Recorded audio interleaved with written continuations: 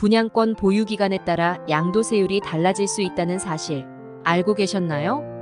적절한 전략을 통해 양도세 부담을 크게 줄일 수 있습니다. 이번 기사에서는 양도세율을 66%로 낮출 수 있는 기준일을 정확히 파악하고 절세하는 방법을 소개합니다. 양도세율이 77%에서 66%로 변경되는 중요한 기준일을 알아보겠습니다. 원 당첨자의 경우 분양권 당첨자 발표일이 기준이 됩니다. 예를 들어 2023년 7월 18일에 당첨된 경우 2024년 7월 18일 이후부터는 양도세율이 66%로 적용됩니다. 원 당첨자가 아닌 경우 공급 계약서상의 계약일이 기준이 되며 계약금을 납부한 날을 기준으로 1년이 지나야 양도세율이 66%로 낮아집니다. 또한 분양권을 양도받은 경우 명의 변경일이 기준이 됩니다. 대금 청산과 함께 명의 변경이 완료된 날이 기준이 되며 이로부터 1년 후에 양도세율이 66%로 적용됩니다. 분양권 거래가 가능한 한 아파트를 예로 들어보겠습니다. 2023년 7월 18일에 당첨자 발표가 이루어졌고 대부분의 원 당첨자들은 이 날짜를 기준으로 1년 후인 2024년 7월 18일부터 양도세율 66%가 적용됩니다. 그러나 중간에 명의 변경을 통해 분양권을 취득한 경우에는 명의 변경일을 기준으로 1년이 지나야 합니다. 예를 들어 2024년 1월 20일에 명의 변경을 완료했다면 2025년 1월 20일 이후에 양도세율 66%가 적용됩니다. 따라서 2024년 7월과 8월 사이에 명의 변경을 완료한 경우 세율이 77%에서 66%로 낮아지게 됩니다. 양도세 부담을 줄이기 위해 명의 변경일을 기준으로 절세 전략을 세우는 것이 중요합니다. 세금 부담을 줄이기 위해 명의 변경 시점을 신중하게 선택해야 하며 양도세율 66%가 적용되는 시점을 정확히 계산하여 매매 계획을 세우는 것이 필요합니다. 따라서 당첨자 발표일, 공급 계약일, 명의 변경일 중 어떤 기준을 적용받는지 정확히 파악하고 이에 맞춘 절세 전략을 세우는 것이 중요합니다. 전문가의 조언을 참고하여 명의 변경 시점을 신중하게 선택함으로써 세금 부담을 줄이는 것이 바람직합니다. 양도소득세는 부동산 거래 시 발생하는 소득에 부과되는 세금입니다. 국세청 자료에 따르면 많은 사람들이 양도소득세 비과세 혜택을 제대로 이해하지 못해 큰 손해를 보고 있습니다. 특히 일시적 2주택 비과세 특례 요건을 충족하지 못하거나 상속주택에 대한 비과세 요건을 오해해 추가 세금을 납부하는 사례가 빈번합니다. 양도소득세 비과세 혜택을 받기 위해서는 일정한 요건을 충족해야 합니다. 한누리 씨는 2020년 12월 A주택을 취득하고 2021년 11월 B주택을 취득했습니다. 이후 2024년 1월 A주택을 양도했으나 일시적 2주택 비과세 특례 요건을 충족하지 못해 비과세 혜택을 받지 못했습니다. 비과세 혜택을 받기 위해서는 종전주택 취득 후 1년 이상 경과 후 신규주택을 취득해야 하며 종전주택을 2년 이상 보유, 취득 당시 조정 대상 지역인 경우 2년 이상 거주해야 하며 신규주택 취득 후 3년 이내에 종전주택을 양도해야 합니다. 한누리 씨의 경우 A주택 취득 후 1년이 지나기 전에 B주택을 취득해 요건을 충족하지 못한 것입니다. 이로 인해 양도소득세 1억 6,100만 원을 추가로 납부해야 했습니다. 상속주택의 경우도 마찬가지입니다. 장세종 씨는 2017년 1월 부친으로부터 상속받은 A주택과 2020년 1월 취득한 B주택을 보유하고 있었습니다. 2023년 7월 B주택을 양도할 때 비과세 혜택을 받을 것으로 기대했으나 상속주택 특례 대상이 아니어서 추가 세금을 납부해야 했습니다. 상속주택 특례를 적용받기 위해서는 상속 개시일 이전에 보유한 주택을 양도해야 합니다. 장세종 씨는 상속주택이 주택수에서 제외된다고 잘못 알고 비과세로 신고했지만 B주택이 상속주택 특례 대상에 해당하지 않아 양도소득세 1억 2,300만 원을 추가로 납부하게 되었습니다. 오피스텔을 주거용으로 사용 후 바로 양도하는 경우에도 비과세 혜택을 받지 못할 수 있습니다. 홍길동 씨는 2018년 오피스텔을 업무용으로 취득하고 2023년부터 주거용으로 사용하다가 2024년 양도했으나 주거용으로 2년 이상 사용하지 않아 비과세 혜택을 받지 못했습니다. 주거용으로 사용한 날부터 2년 이상 사용해야 1세대 1주택 비과세 혜택을 받을 수 있습니다. 홍길동 씨는 주거용으로 2년 미만 사용한 상태에서 양도해 양도소득세 1억 1,300만 원을 추가로 납부해야 했습니다. 또 다른 사례로 이민국 씨는 2022년 5월 B주택을 20대 아들에게 증여하고 세대분리 후 A주택을 양도했으나 세대분리한 아들이 실제로는 부모와 함께 생활하고 있어 비과세 혜택을 받지 못했습니다. 자녀가 따로 살고 있는 경우 자녀의 소득, 직업, 거주지 등을 고려해 생계를 달리하는 별도 세대로 인정받을 수 있는지 미리 확인하고 증빙 자료를 준비해야 합니다. 이민국 씨는 별도 세대로 인정받지 못해 양도소득세 1억 4,100만 원을 추가로 납부했습니다. 이처럼 양도소득세 비과세 혜택을 받기 위해서는 다양한 요건을 충족해야 하며 사전에 꼼꼼히 체크해야 합니다. 국세청은 양도 전 체크 포인트를 잘 확인하고 계획적으로 주택을 취득 양도하는 것이 중요하다고 강조했습니다. 이러한 절세 팁을 잘 활용하면 불필요한 세금 납부를 피하고 재산을 효율적으로 관리할 수 있습니다. 2021년 3월 강세종 씨는 재개발 사업으로 인해 새 주택을 구매했다가 양도소득세 비과세 혜택을 받지 못해 큰 손해를 보게 되었습니다. 이 사례는 국세청에서 발표한 자료를 통해 확인할 수 있습니다. 왜 이런 일이 발생했는지, 그리고 이를 어떻게 예방할 수 있는지 알아보겠습니다. 양도소득세는 부동산을 양도할 때 발생하는 소득에 부과되는 세금으로 비과세 혜택을 받기 위해서는 여러 요건을 충족해야 합니다. 강세종 씨는 A주택을 보유하고 있던 중 재개발 사업이 시작되어 2021년 3월에 B주택을 취득하여 거주했습니다. 그는 A주택의 재개발 기간 동안 1년 이상 거주하고 비과세 혜택을 신청했습니다. 그러나 B주택을 사업 시행인가일 전에 취득하여 비과세 혜택을 받지 못했습니다. 이런 경우 양도소득세는 비과세 적용 시 0원이지만 비과세가 적용되지 않으면 1억 7,300만 원의 세금을 납부해야 합니다.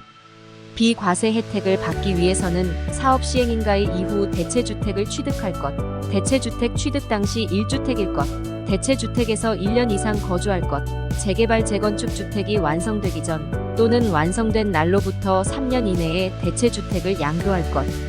이렇게 위와 같은 요건을 충족해야 합니다. 다음은 다른 사례들입니다. 홍길동 씨는 2021년 11월 A조합원 입주권을 승계 취득하고 2022년 1월 B주택을 취득하여 거주했습니다. 그러나 비과세 특례를 적용받지 못했습니다. 이는 A조합원 입주권을 관리처분 계획인가일 이후 승계 취득했기 때문입니다. 비과세 혜택을 받기 위해서는 A조합원 입주권을 먼저 승계 취득한 후 다른 주택을 나중에 취득했어야 했습니다. 이몽룡 씨는 B조합원 입주권을 취득하고 2021년 3월 B신축 주택이 완성되었으나 거주하지 않아 비과세 특례를 적용받지 못했습니다. 신축 주택 완성 후 3년 이내에 세대 전원이 이사하여 1년 이상 거주해야 합니다. 비과세 혜택을 받기 위해서는 비신축 주택 완성 후 3년 이내에 세대 전원이 이사하여 최소 1년 이상 거주했어야 합니다. 노정음 씨는 2주택을 보유하고 있다가 B주택이 조합원 입주권으로 전환되었으나 비과세 특례를 적용받지 못했습니다. 조합원 입주권이 아닌 주택을 취득한 경우 특례가 적용되지 않습니다. 비과세 혜택을 받기 위해서는 주택이 아닌 조합원 입주권을 먼저 취득하고 이후 다른 주택을 취득해야 합니다.